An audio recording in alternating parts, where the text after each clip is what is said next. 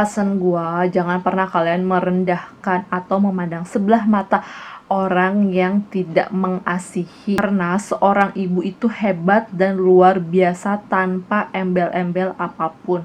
Oke.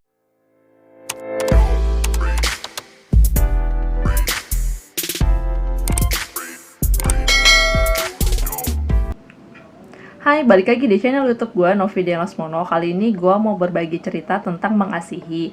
Sebelumnya, kalian harus nonton video di lahiran 40 minggu. Nanti linknya gue simpan sini ya.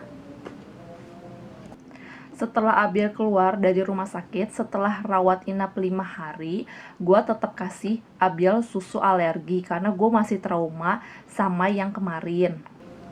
Awalnya sebelum melahirkan, gue tuh cuman mikir kalau udah melahirkan pasti otomatis ada ASI-nya dan bisa memberikan kepada si bayi. Dan itu salah besar dong. Gue tuh kurang banget ilmu tentang mengasihi ini. Oh ya, biar nyambung, kalian harus nonton video sebelumnya di Baby Blues dan Papa Blues. Linknya di sini.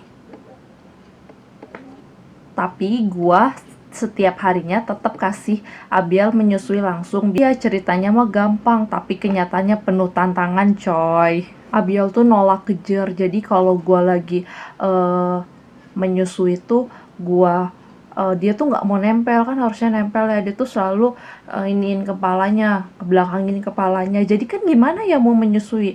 Terus gue sampai nangis. Terus gue mikir, masa sih kakak gak mau sama mama gitu kan. Nah, pokoknya kalau lagi menyusui itu gue kayak orang berantem tau gak sama Abiel. Sampai dia nangis mungkin kedengeran sampai ke tetangga. Padahal gue cuma 10 menit, itu pun paling lama. Sampai akhirnya gue mikir apa gue harus ikhlas aja ya kalau Abiel harus lewat botol. Tapi nanti kalau Abiel lewat botol, gue nggak terpancing untuk lebih banyak memproduksi ASI-nya dong. Dan nanti malah jadi stop. Gue nggak mau kayak gitu. Gue mau Abiel nempel sama gue. Gue mau Abiel menyusui langsung sama gue.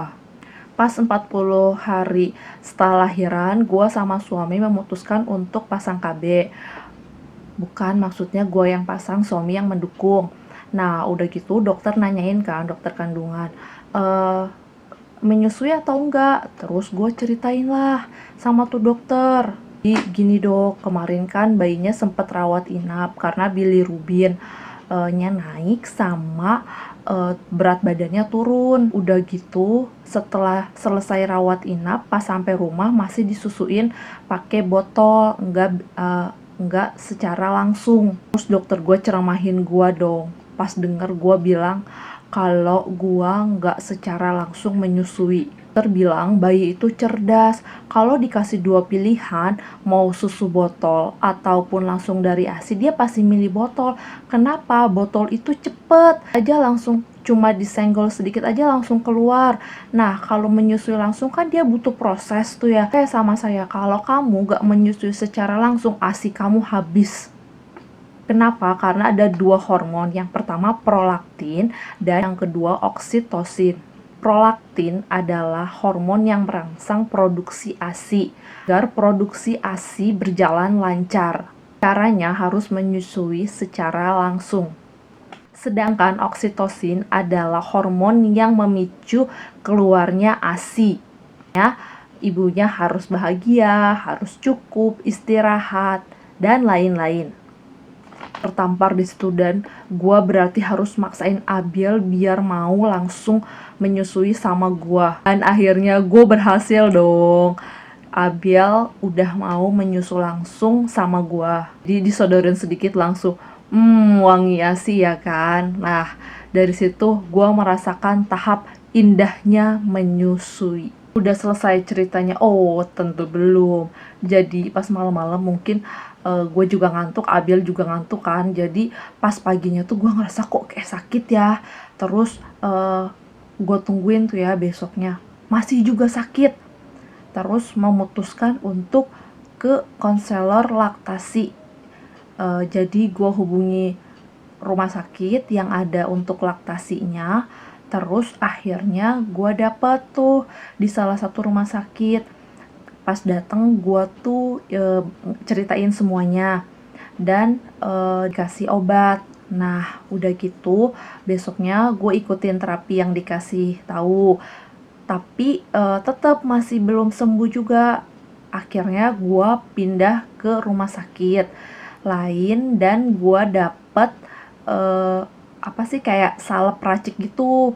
Alhamdulillahnya 2 atau 3 hari gue pakai langsung sembuh dan gue bisa menyusui Abiel lagi. Setelah ini karena gue pada saat pertama kali ke laktasi ini, ke konsultasi laktasi ini, gue kan dikasih kalau gue bisa nabung ASIP walaupun gue bekerja. Jadi gue terpacu untuk iya ya kayaknya gue bisa gitu.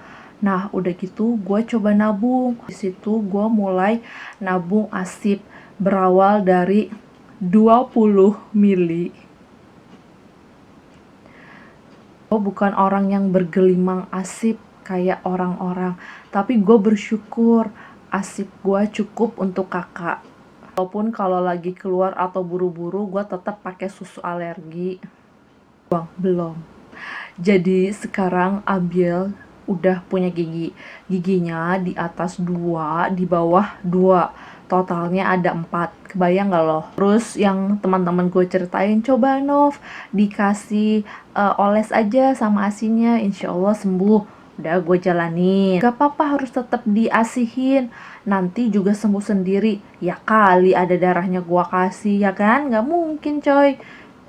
Ya udah, akhirnya gue stop dulu Abiel untuk menyusui langsung. Pokoknya saran dari orang-orang gue udah kerjain dan itu gagal semuanya. Gue berhentiin dulu Abiel untuk menyusu secara langsung, terus gue kasih ASIP. Alhamdulillahnya sekarang tuh Abiel udah full sama ASIP. Tara, stoknya nggak banyak tapi alhamdulillah disyukuri. Gimana rasanya? Panas dingin, perih, nikmat, dan gue berada di tahap ya Allah sakit ya mengasihi. Tetap semangat ibu-ibu, jaga kewarasan kalian. Untuk bapak-bapaknya didukung mengasihi sampai 2 tahun. Pesan gue, jangan pernah kalian merendahkan atau memandang sebelah mata orang yang tidak mengasihi. Mereka pasti punya alasan kenapa mereka tidak mengasihi anaknya. Mungkin karena tidak bisa atau tidak mau. Entah karena pekerjaan atau saran dari DSA. Please, jaga lisan kalian. Karena ibu itu sudah luar biasa. Ibu itu hebat. Karena seorang ibu itu hebat dan luar biasa tanpa embel-embel apapun. Oke, dan video dari gua semoga bermanfaat. Jangan lupa di share dan subscribe. Bye.